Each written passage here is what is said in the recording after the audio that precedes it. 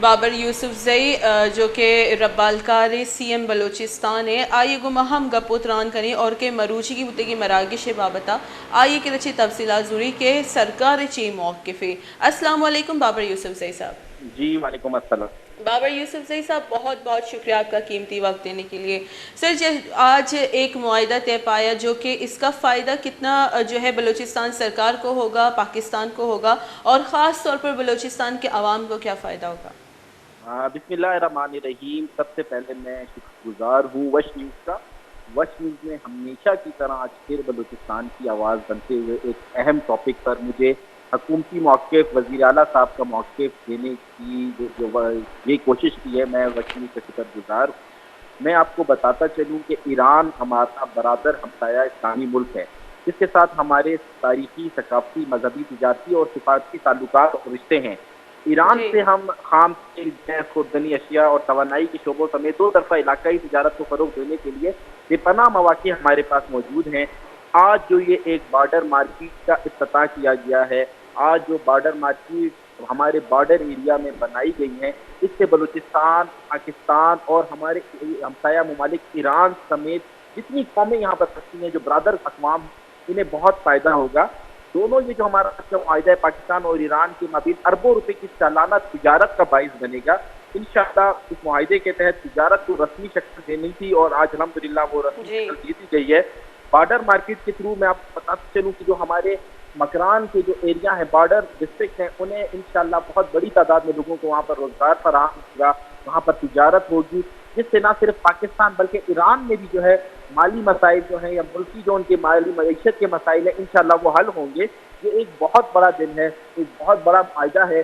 दो इस्लामी ममालिक, जैसा कि आप जानती हैं, हमारे ईरान के साथ जो ताल्लुकात हैं वो बरादराना ताल्लुकात हैं। जी हमारी सकाफ़त, हमारा रहन-सहन एक जैसा है।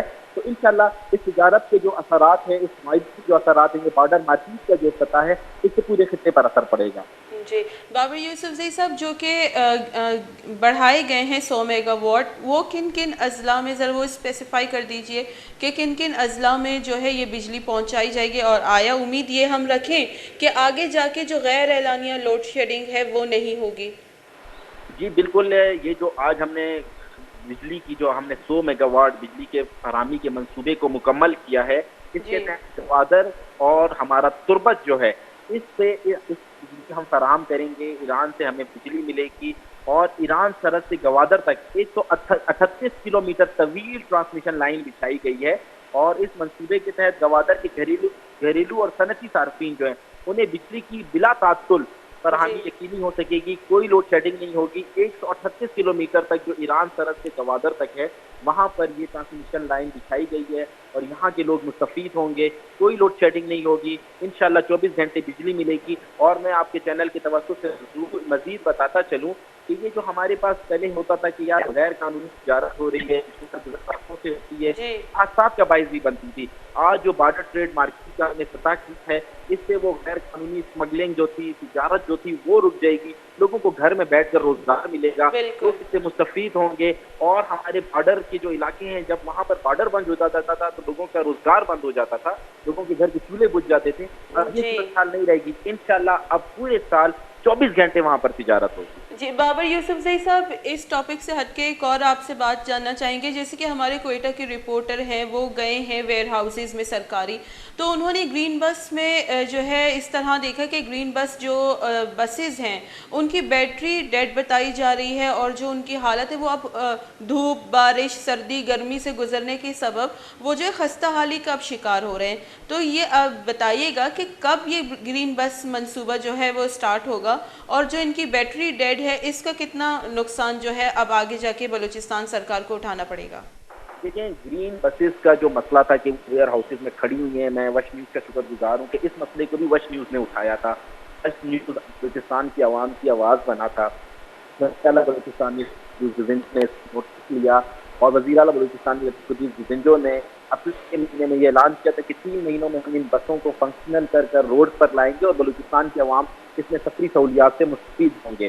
तो जी आपने ये जो हमें बिल आपके चैनल ने ये आवाज़ उठाई थी, जिसको मैं करता हूँ, इस पर मैं एक्शन लेता हूँ। मुझे उम्मीद है कि बसेस की जो मेंटेनेंस का काम है वो शुरू हो गया है और अगले 1 डेढ़ महीने में हम इन बसेस को रोडों पर लेकर आएंगे। लेकिन जी। अगर कुछ बच्चों के नुकसान के हवाले से इसका भी हम तमहीना लगाएंगे। बदकिस्मती से माजी की हुकूमतों ने ग्रीन बसेस तो मंगवा ली थी, लेकिन उसके नहीं लिए बाबर साहब, जहाँ फिजिबिलिटी तक रिपोर्ट। मुझे याद है लास्ट टाइम आपने वश न्यूज़ पे ही बताया था कि 2 महीने में है जो वो ग्रीन बस लाइन जो होगी सर्विस वो स्टार्ट हो जाएगी पलेली से सरियावी। आपके वर्ड्स में आपको कोट कर रही हूँ। जी बिल्कुल, 3 महीने का मैंने कहा था, वश न्यूज़ ने रिपोर्ट किया था, मैं एक बार फिर वश न्यूज़ का शुक्रगुज़ार हूँ, अवामी मसले के हवाले से हमें आगाह किया था। जी। इसके ऊपर हमारा काम फिजिबिलिटी रिपोर्ट बन चुकी है, रूट हमारा काम मुकम्मल हो चुका है। बसेस की जो थोड़ी मेंटेनेंस है, क्योंकि बसेस काफ़ी टाइम से खड़ी थी, माजी की हुकूमतों ने बसें मंगवा तो की थी, लेकिन जी। इस हवाले से कोई फिजिबिलिटी रिपोर्ट नहीं बनाई थी, कोई मनसूबा साजी नहीं की थी। अब जी। अल्हम्दुलिल्लाह हमने मनसूबा साजिया कर ली है। अल्हम्दुलिल्लाह हमारे जो रूल्स हैं वो फाइनल हो गए हैं, फिजिबिलिटी रिपोर्ट तैयार है। इंशाअल्लाह अगले 1 महीने में आपको ग्रीन बसेस कोयटा की शहरों में नजर आएंगी। जी, बहुत बहुत शुक्रिया बाबर साहब। बाबर यूसुफजई जो स्पोक्स पर्सन सीएम बलूचिस्तान में गुमा गपुत्रान कनेगा बुता और राय गोशी गुप्ता की जुत जैसे बहाल कनेक में वश न्यूज़ हमेशा हमें कोशिश करती कि अमा के बलूचिस्तान हक के और बलूचिस्तान वास्ते जो चीज़ काए गया और आवले इस्तेमाल न बिया आई सर आवाज़ चिस बेकनती